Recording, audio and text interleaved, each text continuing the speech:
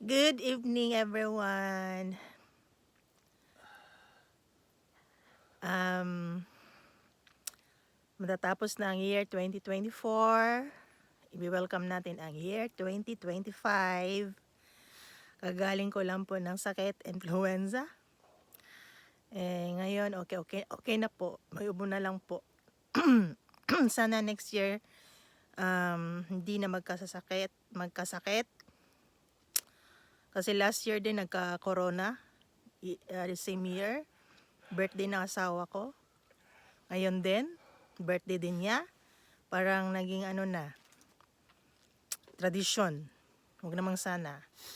Sana next year, hindi na kami magkasakit. Maging na kami, strong, healthy. At maging ang aming year, fruitful. At walang mga sakit na mararamdaman, no?